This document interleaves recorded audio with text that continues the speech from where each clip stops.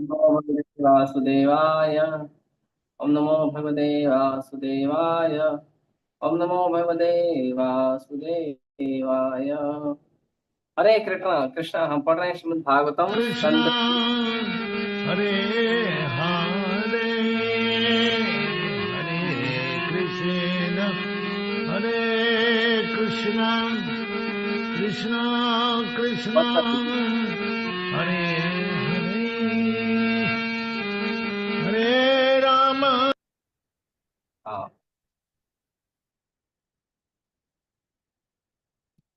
श्रीमद् भागवतम स्कंद एक, अध्याय 7 और श्लोक संख्या 17।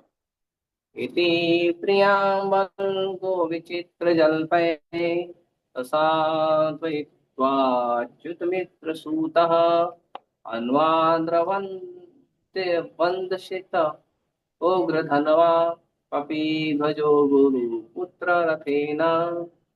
इति प्रियाम्बर्गो विचित्र जल्पये सात्वयित्वाच्युतमित्रसूतः अन्वाद्रवन्ते वन्दञ्चित उग्रधन्वा कपिध्वजो गुरुपुत्र रथेन। इति प्रियामल्गुचित् वल्गु विचित्र जल्पये प्रसादयित्वाच्युतमित्रसूतः अन्वादवन्दिशित उग्रधन्वा कपिध्वजो गुरुपुत्र रथेन। पढ़िए।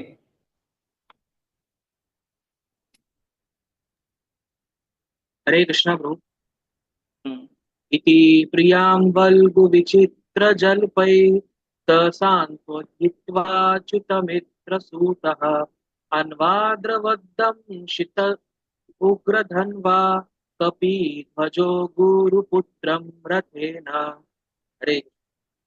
और कोई? हरे कृष्ण प्रभु जी। इति हरे। प्रियंवल्गु विचित्र जल्पये ससान्त्वयित्वा च्युतमित्रसूत अन्वास्रवत्तं चिदुक्रतन्वा कपिध्वजो गुरुपुत्रं दशेन। और कोई? हरे कृष्ण प्रभु जी। इति हाँ। प्रियावल विचित्र सल्पे ससान्त्वयत्वा चतु विप्रसूत अन्वाद्रविदशत उग्रवन्था कपिध्वज गुरुपुत्र रथेन। हरे कृष्ण।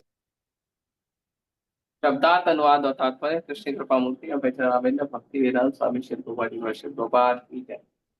इति इस तरह प्रियाम प्रियतमा को वल्गु मीठे विचित्र तरह तरह के जलपय कथनों द्वारा सह वह शांत हित्वा सांत्वना देकर प्रसन्न करके अच्युत मित्र सूता अर्जुन ने जिसका मार्गदर्शन अच्युत भगवान मित्र तथा सारथी के रूप में करते हैं। अनुवाद रवत पीछा किया, दंशित कवच द्वारा सुरक्षित, उग्र धनवा भयानक अस्त्रों से सज्जित, कपिध्वज अर्जुन गुरुपुत्रम अपने गुरु के पुत्र को रथेन रथ पर आरूढ़ होकर। इस प्रकार मित्र तथा सारथी के रूप में अच्युत भगवान द्वारा मार्गदर्शित किए जाने वाले अर्जुन ने अपनी प्रीतमा को ऐसे कथनों से तुष्ट किया।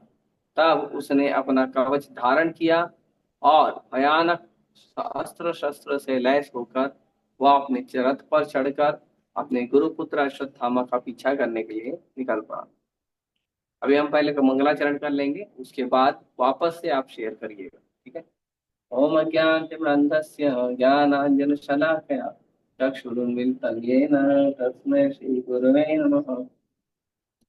श्रीचैतन्यमनोभीष्टं स्थापितं येन भूतले स्वयं रूपः कदा मह्यं ददाति स्वपदान्तिकं।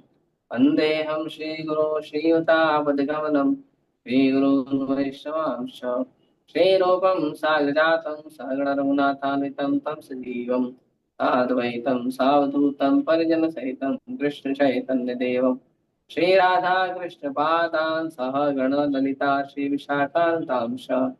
नमो विष्णुपादाय कृष्णपृष्ठाय भूतले श्रीमते भक्तिवेदांत स्वामी नित नामिने नमस्ते सारस्वते देवे गौरवाणी प्रचारिणे निर्विशेष शून्यवादी पाश्चात्य देश तारिणे नमामि विष्णुपादाय कृष्णपृष्ठाय भूतले श्रीमते भक्ति सिद्धांत सरस्वती इति नामिने श्रीवार्षभानवी देवी दयिताय कृपाब्धये कृष्ण संबंध विज्ञान दायिने प्रभवे नमः माधुर्योज्जल प्रेमाण्य श्री रूपानुग भक्तिदा श्री गौर करुणा शक्ति विग्रहाय नमस्ते नमस्ते गौरवाणी श्रीमूर्तये दीनतारिणे रूपानुगा विरुद्धा सिद्धांतदातहारिणे नमो गौरक्षोराय साक्षात् वैराग्यमूर्तये विप्रलम्बरसाम्बोधे पादाम्बुजाय ते नमः नमो भक्ति विनोदाय सच्चिदानंद नामिने गौरशक्ति स्वरूपाय रूपानुगवराय ते गौराविर्भावभूमि संवृत्तिष्ठा सज्जन प्रिय वैष्णव सार्वभौम श्री जगन्नाथाय ते नमः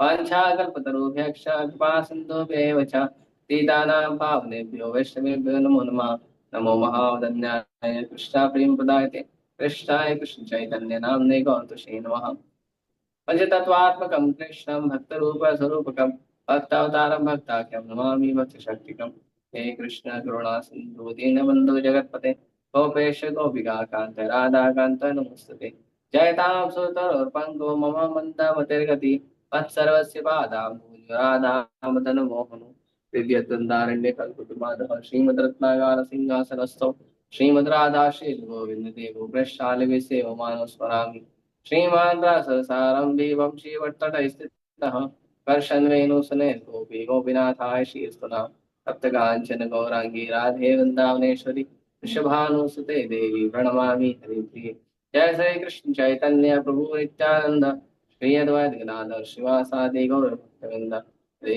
कृष्णा कृष्णा कृष्णा हरे हरे हरे राम राम राम हरे।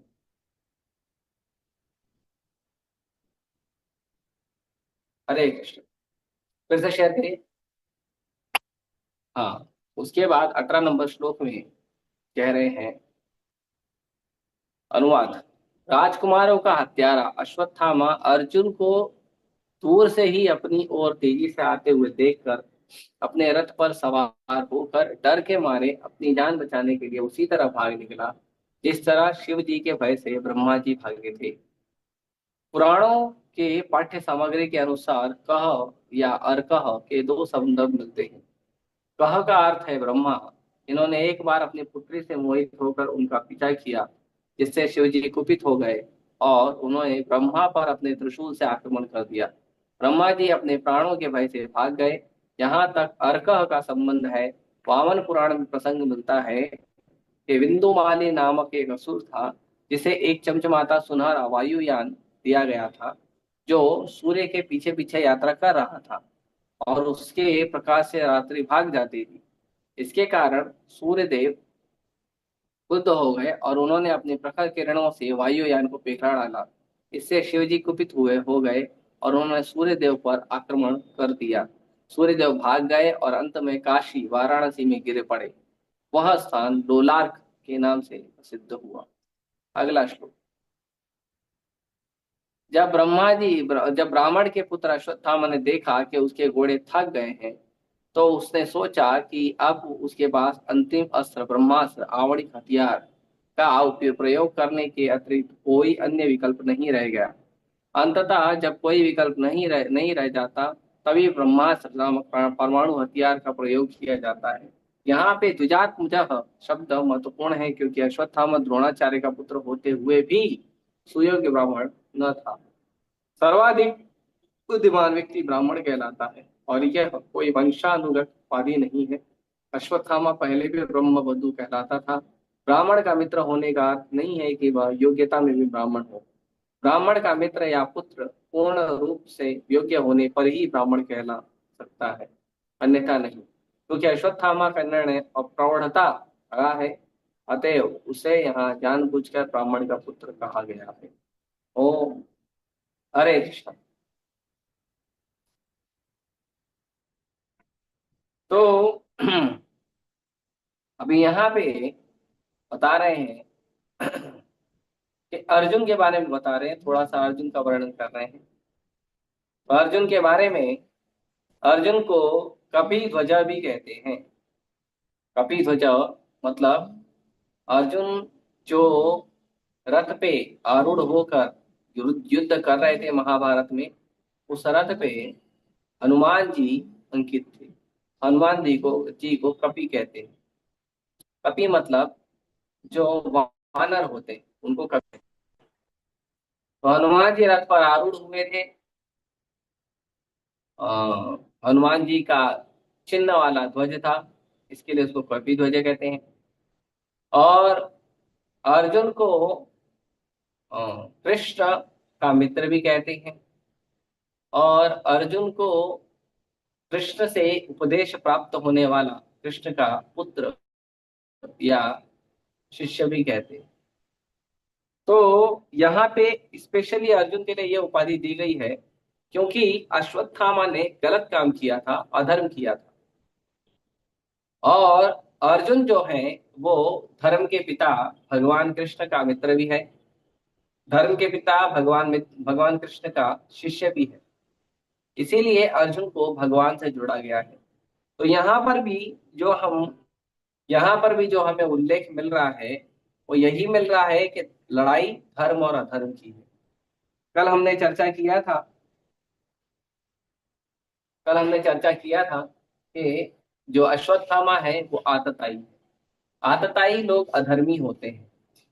अश्वत्थामा ने जो 5 पांडवों के 5 पुत्रों को मारा था, वो उनको युद्ध में बुला के, उनको ललकार के और उनको और कुछ करके उसने नहीं बुलाया था, या वैसे युद्ध करके फिर परास्त करके फिर उसका सिर नहीं काटा था। अश्वत्थामा ने सोते हुए रात के अंधेरे में, एक तो रात में कोई युद्ध नहीं किया जाता है ना। जो युद्ध का नियम है, वो युद्ध का नियम कैसा है? आजकल के युद्ध की तरह नहीं। वो भले ही आजकल का युद्ध जो लड़ा जाता है आजकल का युद्ध भले ही जो लड़ा जाता है वो इस 2 बड़े देशों में लड़ा जाता है, और 2 बड़े देशों के जितने भी पॉलिटिकल पार्टी है उनके द्वारा द्वारा लड़ा जाता है। भाई भले कोई भी प्रकार से हो, लेकिन ये युद्ध जो है ना अधर्म का युद्ध कहलाता है। आजकल का युद्ध जो है वो धर्म का युद्ध नहीं कह सकते। क्यों? क्योंकि उसमें ऐसा नहीं है कि युद्ध लड़ने वाले 2 पक्ष एक साथ एक जगह पे आ जाए और उसके बाद जिनको युद्ध लड़ना वही लड़े, और उसके बाद भी युद्ध में नियम हो। जैसे सूर्योदय से सूर्यास्त का नियम था महाभारत में, और उसके बाद सूर्यास्त के बाद दोनों जो शत्रु हैं वो आपस में मित्र की तरह, बंधु की तरह रहे। ये युद्ध का नियम था महाभारत में। महाभारत में ये युद्ध का नियम होते हुए भी युद्ध का नियम का उल्लंघन करके अश्वत्थामा ने पांडवों के 5 पुत्रों को मार दिया। वो भी सोते हुए। सोते हुए रात के अंधेरे में सोते हुए पुत्रों को मार दिया। ये आतताई।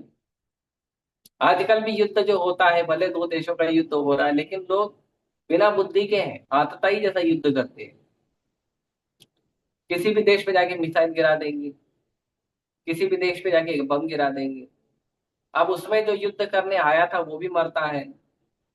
पहली बात तो ये लोग जब मिसाइल बम गिराते हैं तो वहां कोई युद्ध करने नहीं आया रहता है। कौन मरता है? निर्दोष जनता। उसमें स्त्री भी मरते हैं, पुरुष भी मरते हैं, पशु पक्षी भी मरते हैं, सब मर जाते हैं। शहर का शहर जो है वीरान अ, हो जाता है। शहर का शहर पूरा जलकर राख हो जाता है। ऐसा युद्ध लड़ा जाता है। महाभारत के समय ऐसा युद्ध नहीं था। महाभारत के समय दोनों योद्धा सामने आ भी गए तो भी सबसे पहले दोनों योद्धा एक दूसरे को अलर्ट करते थे, सतर्क करते थे, सावधान करते थे। और सावधान करने के बाद युद्ध होता था। जब तक सामने वाला योद्धा सावधान नहीं है तब तक उसके ऊपर आक्रमण नहीं किया जाता। और तो और जब शत्रु निहत्था है तो भी उस पर आक्रमण नहीं किया जाता। ये सब युद्ध के नियम है। लेकिन अश्वत्थामा ने कोई नियम का पालन नहीं किया। मतलब अश्वत्थामा ने अधर्म का काम किया और आतताई का काम किया। और इसीलिए अर्जुन जो भगवान कृष्ण का मित्र है, जो भगवान कृष्ण का पुत्र है या शिष्य है, उसने क्या किया? उसने द्रौपदी को मीठे वचन बोले। मीठे वचन मतलब सांत्वना देने, ऐसे शब्द बोले जो अर्जुन को, मन को, जो माता द्रौपदी के मन को सांत्वना दे, अच्छा लगे। मैंने पहले भी बताया कि जो क्षत्राणी होती है उनका भी क्षत्रिय की तरह ही भाव होता है। तो क्षत्राणियों का भी यही भाव होता है, खून के बदले खून। और यही नियम भी है। आजकल लोगों को कानून से, कानून का दांव पेच खेलकर बचा लिया जाता है, पर ये कानून किसी काम का नहीं है। पहले यदि कोई व्यक्ति गलत काम करता था तो राजा उसको खुद दंड देता था, खुद दंड देता था।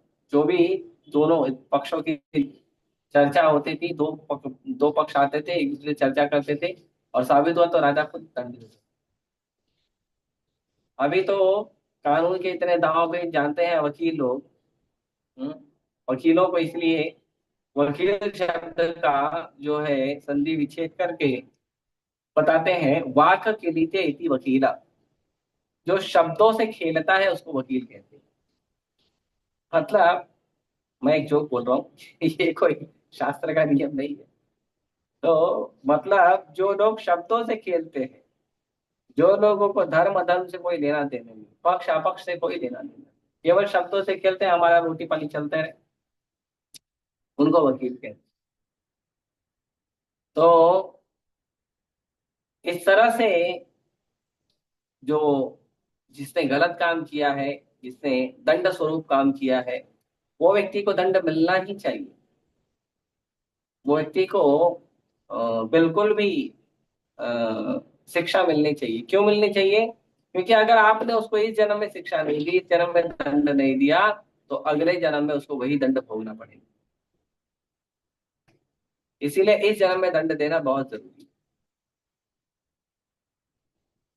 तो अश्वत्थामा के पीछे अर्जुन गए।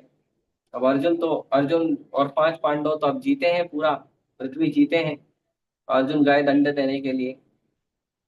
दंड देने के पहले उन्होंने माता द्रौपदी को सांत्वना दी, मीठे वचन बोले, उनको समझाया, चिंता मत करो, विलाप मत करो।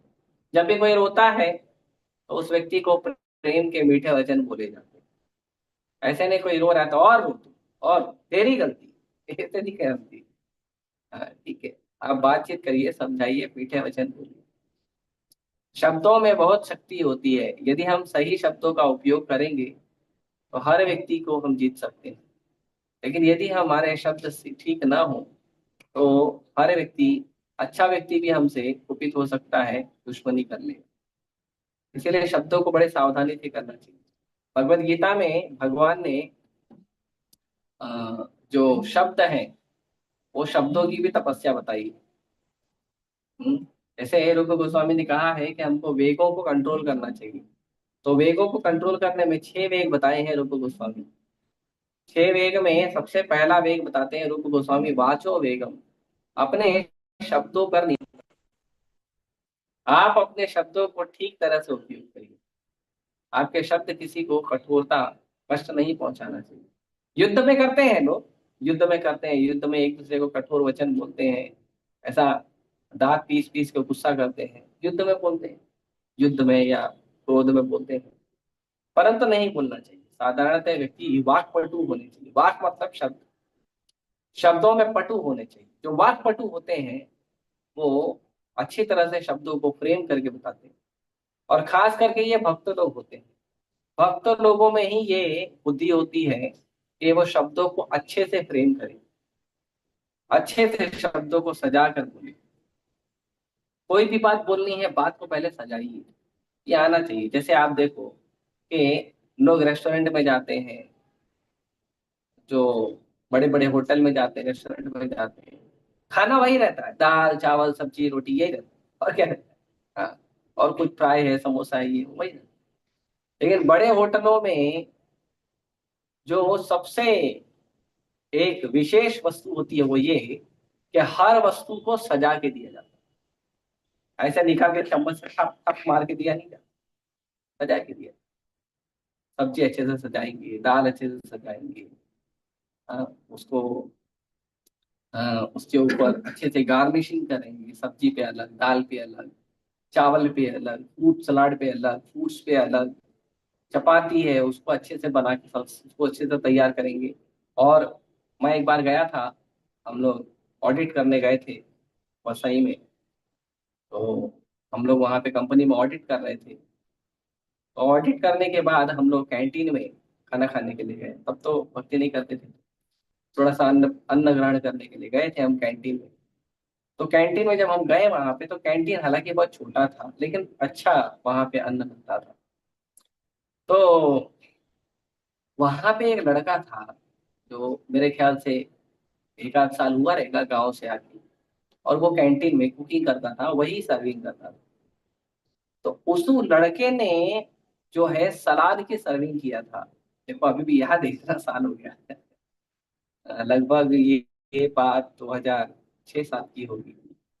6-7, हाँ 6-7 की बात है।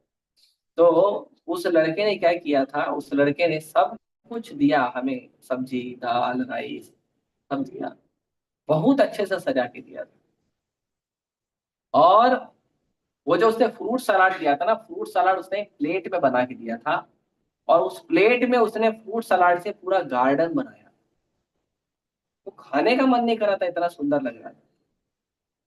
हाँ बहुत सुंदर था। उस समय तो कैमरा मेरा था नहीं, फोटो खींचे था, मतलब इतना एडवांस नहीं था, फोटो वोटो खींच लेते। बहुत सुंदर सजाया। तो उसको फ्रूट कार्विंग कहते हैं, फ्रूट कार्विंग, वेजिटेबल कार्विंग इसको कहते हैं। सब सीखना चाहिए, अच्छा लगता है। कोई भी वस्तु सजा कर बोलनी चाहिए, सजा कर कहनी चाहिए। भोजन सजा कर जो है किसी का सेवा करना चाहिए, भोजन सेवा कर रहे हो तो ये सब बहुत महत्वपूर्ण है। इसीलिए तो आप देखो, जो सजा कर शब्दों को बोलता है वो सम्मान के लायक होता है। जो सजा के भोजन देता है उसके पास तो बार बार जाते हैं, बड़ा सुंदर तरीके से भोजन सजा के हर जगह खाना मिलता है। घर में भी, हमारे घर परिवार में भी पहले इस प्रकार की ट्रेनिंग दी जाती थी। ये चावल ऐसे रखना है, दाल ऐसे रखना है, सब्जी ऐसे रखना है, चपाती ऐसे रखना है, सलाद ऐसे रखना है, नमक ऐसे रखना है। और खाना देने का भी नियम होता है। पहले क्या देना है, सबसे पहले किसी भी व्यक्ति को या कोई कड़वा पदार्थ या नमक देना चाहिए। उसके बाद व्यक्ति को सब्जी दीजिए, चपाती दीजिए, फिर चावल दीजिए, फिर दाल दीजिए। फिर उसके बाद कुछ जो पकौड़ा या वैसा कुछ वस्तु है वो देना चाहिए। फिर उसके बाद क्या देना चाहिए, मीठा कुछ देना चाहिए, कुछ मीठा है। और भोजन होने के बाद उस व्यक्ति को जो क्या कहते हैं, जो भी मुखवास है वो सब देना चाहिए। ये सब एक स्टैंडर्ड है, तरीका है, ये सजाने का तरीका है, शब्दों को सजाना चाहिए। तो ये चीजें ना, ये वस्तु हमें समझना चाहिए कि एक मिनट, पेन रुक गया। तो ये वस्तु हमें समझना चाहिए कि कोई भी वस्तु है, कोई भी बात है, कोई भी व्यवहार है, उसको सजा के बोलना चाहिए। मीठे शब्दों को बोलना चाहिए, शब्दों को सजा कर बोलना चाहिए। एक सेंटेंस को फ्रेम करने के लिए सीखना चाहिए बड़े लोगों से, जो अच्छा बात करते हैं, जिनके शब्दों से, जिनके वाणी से लोग प्रभावित होते हैं, उनके शब्दों को, उनकी वाणी को सुनना चाहिए ध्यान से कि कौन से शब्दों को किस तरह से बोल रहे हैं। सीखते हैं, इससे व्यक्ति सीखता है। तो इसीलिए बड़े मीठे शब्दों में अर्जुन ने द्रौपदी को समझाया। और उसके बाद अर्जुन निकल पड़े अश्वत्थामा के पीछे। कौन अश्वत्थामा, जो ब्राह्मण पुत्र था? नहीं, जो आतताई था। ब्राह्मण पुत्र था लेकिन था ब्रह्म बंधु।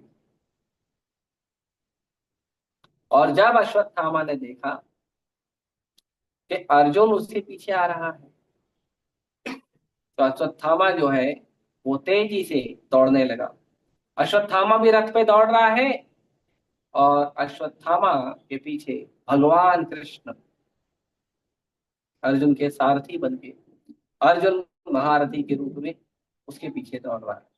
अश्वत्थामा बहुत तेजी से दौड़ते दौड़ते दौड़ते दौड़ते, अश्वत्थामा के घोड़े जो हैं, रथ के घोड़े, वो थक गए।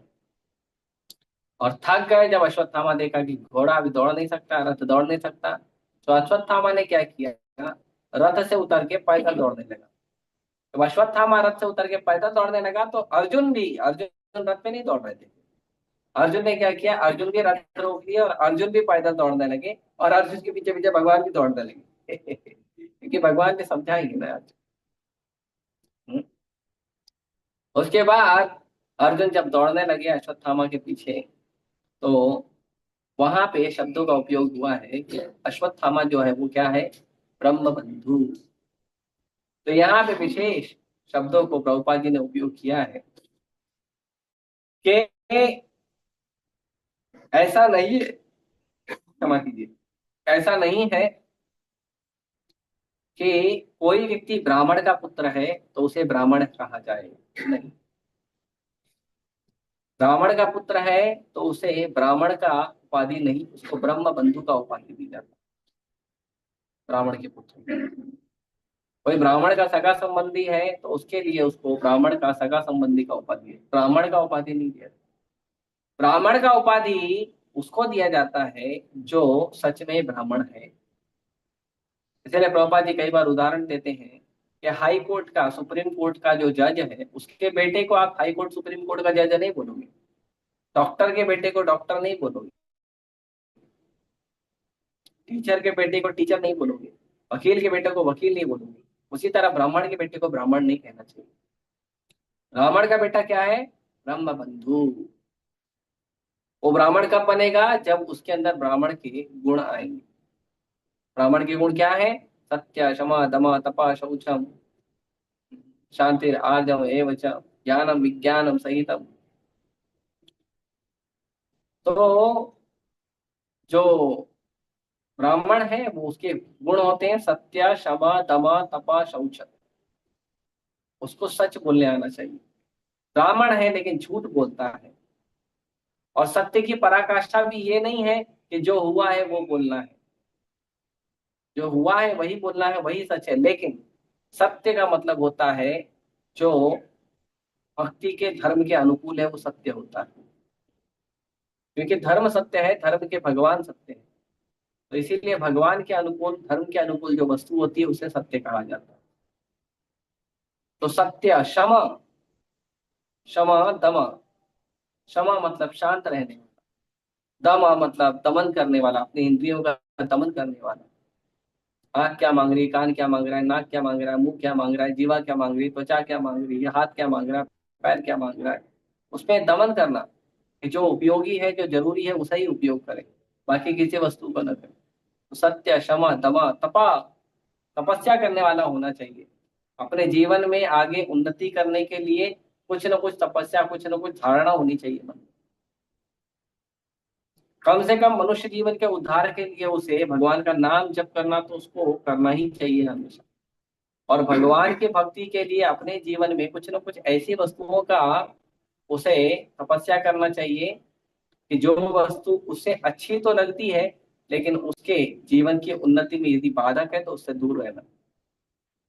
शौचम, क्लीन रहना चाहिए, कम से कम 2 बार 3 बार नहाने वाला होना चाहिए। हर जगह क्लीन होना चाहिए। खाना खाने के बाद अपना जहाँ प्रसाद पाया वो जगह साफ कर दे, अपने बर्तन साफ कर दे, कुकिंग करने के बाद कुकिंग के बर्तन साफ कर दे। हम्म।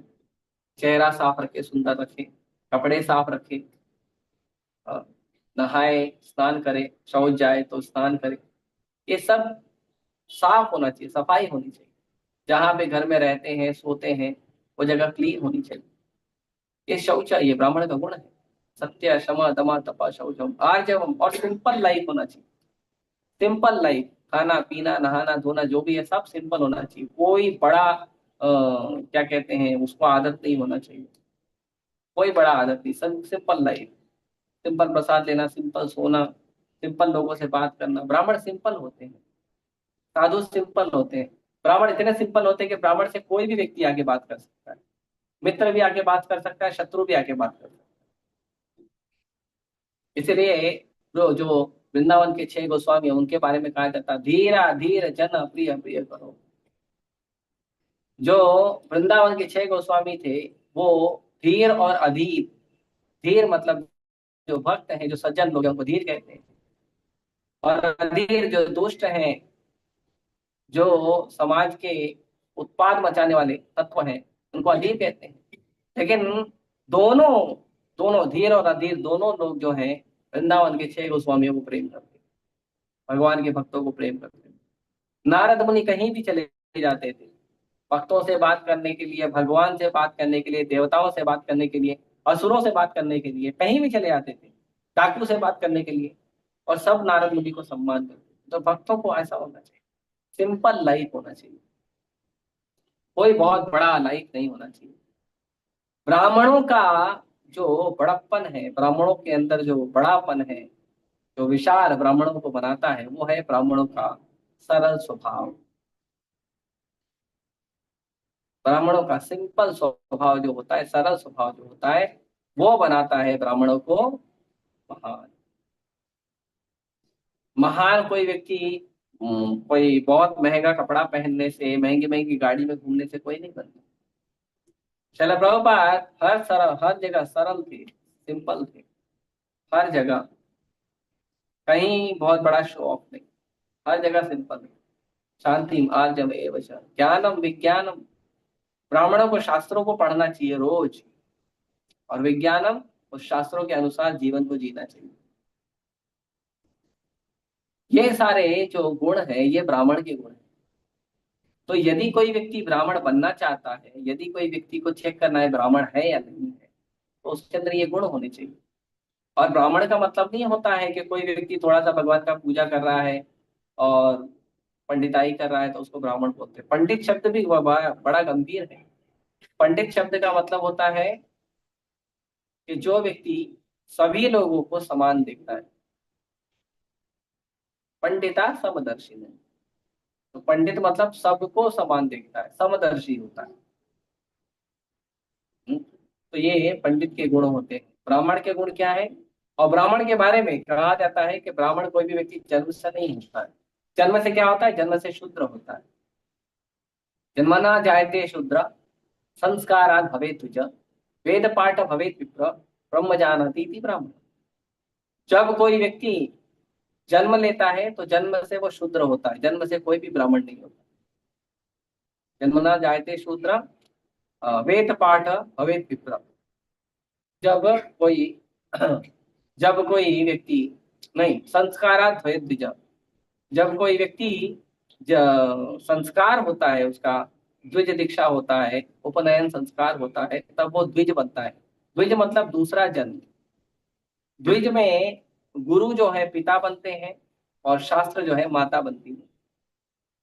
तो वेद माता, गुरु पिता, ये दोनों से उसका दूसरा जन्म होता है।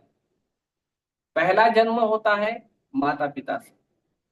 माता पिता महत्वपूर्ण है क्योंकि वो हमें ये शरीर देते हैं। लेकिन माता पिता से भी ज्यादा महत्वपूर्ण वो व्यक्ति होता है जो व्यक्ति हमें संस्कार देता है। वो व्यक्ति माता पिता से ज्यादा महत्वपूर्ण है। और जो संस्कार देता है उससे भी ज्यादा महत्वपूर्ण वो व्यक्ति होता है जो व्यक्ति हमें भगवान से जोड़ता है। इसीलिए कई बार लोग शब्दों को उपयोग करते हैं कि माता पिता सबसे बड़े। नहीं, माता पिता भगवान के प्रतिनिधि है, गुरु भगवान के प्रतिनिधि। लेकिन जो माता पिता है, माता पिता हमें हमारे इस शरीर को जन्म देते हैं, लेकिन शरीर में संस्कार डालने का काम जो है वो साधु करता है, गुरु करता है। तो शरीर में जब जो संस्कार डालता है वो माता पिता से बड़ा होता है। और जो व्यक्ति हमें भगवान से जोड़ता है, हमें दीक्षा देते हैं, हमारे गुरु महाराज भगवान से जोड़ते हैं, वो उस संस्कार देने वाले ब्राह्मण से भी बड़े होते हैं। तो ये 3 प्रकार के लेवल होते हैं जो हमें समझना चाहिए। उसके बाद वेद पाठ भवेत् विप्र।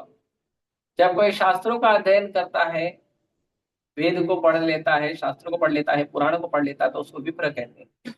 और ब्रह्म जाते जानाति थी ब्राह्मण। और जब कोई व्यक्ति पूर्ण रूपेण श्रद्धा हो जाता है, कंफर्म हो जाता है कि कृष्ण ही परम ब्रह्म भगवान है। ब्रह्म मतलब परम ब्रह्म भगवान, कृष्ण ही परम ब्रह्म भगवान है, और उस बात को स्वीकार करके कृष्ण की पूजा करता है, अर्चना करता है, तो वो ब्राह्मण होता है। लेकिन ब्राह्मण से भी बड़ा होता है वैष्णव। क्यों? क्योंकि वो भगवान को जानता नहीं है, भगवान का भक्ति भी करता है। तो जो नारद पंचरात्र विधि है, नारद पंचरात्र विधि जो है हर व्यक्ति को वैष्णव बनने के लिए मौका देती है, हर व्यक्ति को।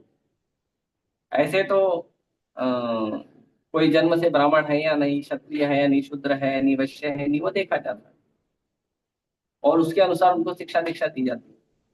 हाँ, लेकिन कोई व्यक्ति कैसा भी हो, चाहे वो ब्राह्मण हो, क्षत्रिय हो, वैश्य हो, शूद्र हो, ब्रह्मचारी हो, या मांस खाने वाला हो, या महापापी हो, कोई कैसा व्यक्ति हो, चांडाल हो, मलेच्छ हो, कैसा भी व्यक्ति हो, यदि नारद पंचरात्र विधि के अनुसार यदि वो भगवान का नाम जप करेगा, भगवान का भक्ति करेगा, गुरु का शरण लेगा, तो वो व्यक्ति भक्त बन जाएगा, वैष्णव बन जाएगा। और वैष्णव जो है वो ब्राह्मण से भी बड़ा हो। तो जो व्यक्ति कितना भी निम्न हो, उसे निम्न से लेके एकदम ऊंचे स्तर पे, वैष्णव स्तर पे पहुंचाने का जो शक्ति है, वो है कृष्ण भक्ति में। कृष्ण भक्ति में वो शक्ति है कि किसी भी व्यक्ति को, निम्न से निम्न, नीच से नीच, पापी से पापी, किसी भी व्यक्ति को, उस व्यक्ति को वैष्णव बनने का कृपा प्रदान करती है। इसीलिए शास्त्र उदाहरणों से भरे पड़े। वेद व्यास जी, वो एक मत्स्यगंधा, मछली मार की बेटी के पुत्र थे, लेकिन उन्होंने वेद लिखे, पुराण लिखे। रत्नाकर डाकू, वाल्मीकि जी रत्नाकर डाकू थे, लेकिन नारद मुनि का शरण लिए, भक्ति का ट्रेनिंग मिला, महाकवि वाल्मीकि बने। तुलसीदास जी के बारे में लोगों को पता है, कालिदास जी के बारे में पता है, कबीर जी के बारे में पता है लोगों को। कबीर जी तो इस्लाम धर्म में पैदा हुए थे, मुसलमान धर्म में पैदा हुए थे, इसमें मांस वांस लोग खाते हैं प्राय, लेकिन वो भगवान के माँ, भगवान राम के, हरि के महान भक्त बने। हरिदास ठाकुर, वो भी मुसलमान परिवार में जन्म लिए थे, लेकिन वो नामाचार्य हरिदास ठाकुर बने, और चैतन्य महाप्रभु स्वयं भगवान ने उनको उपाधि दी। तो इसीलिए ब्राह्मण बनना, वैष्णव बनना जो है, ये जन्म का बात नहीं है, इसमें गुण होने चाहिए।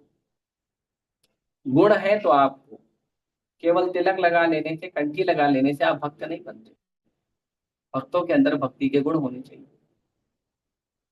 तो जब हम ऐसे रहेंगे तो हम धीरे धीरे अपने जीवन को बढ़ाएंगे। हर वस्तु में गुण होने चाहिए। शक्कर का गुण है मिठास, मीठा नहीं है तो शक्कर नहीं। मिर्ची का गुण है तीखापन, तीखा नहीं है तो मिर्ची नहीं। नमक का गुण है खारापन, खारा नहीं है तो नमक नहीं। उसी प्रकार ब्राह्मण के गुण है तो ब्राह्मण है, क्षत्रिय के गुण है तो क्षत्रिय है, वैश्य के गुण है तो वैश्य है, शूद्र के गुण है तो शूद्र है। शूद्र के जन्म, परिवार में जन्म लेकर भी शूद्र का गुण नहीं है तो शूद्र भी नहीं है, वो बेकार है। वो शूद्र को भी कम से कम भगवान ने स्वीकार किया है, चातुर्वर्ण्यम मया सृष्टम गुण कर्म विभागशः। ये चारों वर्ण जो है भगवान बोलते हैं मैंने बनाया है, और भगवान उसे स्वीकार करते हैं। शूद्र को भी भगवान स्वीकार करते हैं, लेकिन कुछ लोग शूद्र से भी बेकार हैं। क्यों? क्योंकि शूद्र का भी गुण नहीं। आजकल पॉलिटिकल एजेंडा बनाते हैं, हम शूद्र हैं, हम ये है वो है। कुछ नहीं है आप शूद्र भी नहीं है। कृपया करके शास्त्रों को चेक करें, आपके अंदर शूद्रों के भी गुण है या नहीं। हम्म?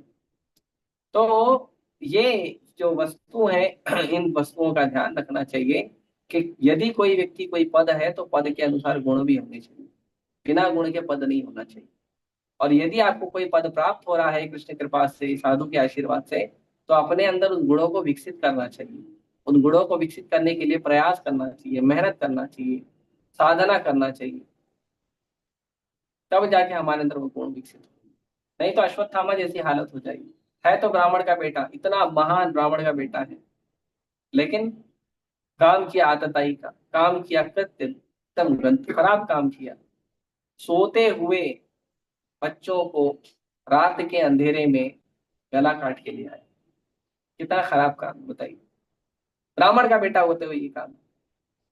हाँ, तो इसीलिए हमारे अंदर अच्छे गुण होने चाहिए। ब्राह्मण है तो ब्राह्मण के गुण विकसित करिए, विद्यार्थी हो तो विद्यार्थी के गुण विकसित होने चाहिए।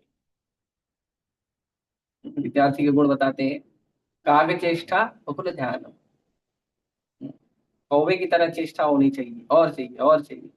बकुल ध्यानम, बगुले की तरह ध्यान होना चाहिए। श्वानद्रा ए बचा, और कुत्ते की तरह नींद होनी चाहिए, बहुत ज्यादा ऐसे पराठा मार के सोना नहीं चाहिए, जल्दी जल्दी सोना चाहिए, जल्दी जल्दी उठना चाहिए। और अ, अल्पाहारी गृह त्यागी, और खाना पीना उसका रेगुलेटेड होना चाहिए। अल्पाहारी कम खाने वाला मतलब, ठीक है, कम मतलब कम से कम रेगुलेटेड खाए। भगवान भगवत में कहते हैं कि जो व्यक्ति का आहार जो है रेगुलेटेड नहीं है, वो कभी भक्त नहीं बन सकता, कभी नहीं बन सकता। रेगुलेशन होना चाहिए, न ज्यादा न कम। अल्पाहारी गृह त्यागी, और विद्यार्थी का मतलब उसको घर से आसक्ति नहीं होनी चाहिए, घर के लोगों से आसक्ति नहीं होनी चाहिए। घर के लोगों के प्रति केवल ड्यूटी, माँ के, पापा के, भाई के, बहन के, और भी जो घर के लोग हैं उनके प्रति केवल ड्यूटी। आसक्ति नहीं होनी चाहिए, आसक्ति गुरु में होनी चाहिए, भगवान में होनी चाहिए, वो विद्यार्थी होता है। ये होते हैं विद्यार्थी पंच लक्षण।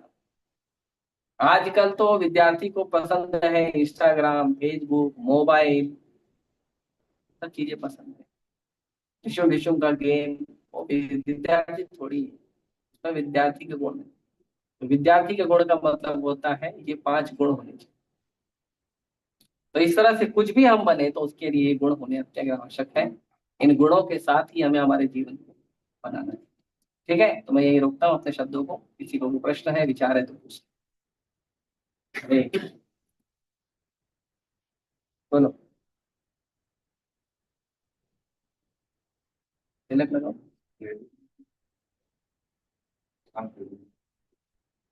न ज्यादा न कम। हाँ, ऑब्वियसली प्रसाद है, अच्छे से पाइए प्रसाद को, लेकिन एकदम चीख चीख कर नहीं पाना चाहिए। जितना आपके शरीर को जरूरत है उतना पाइए।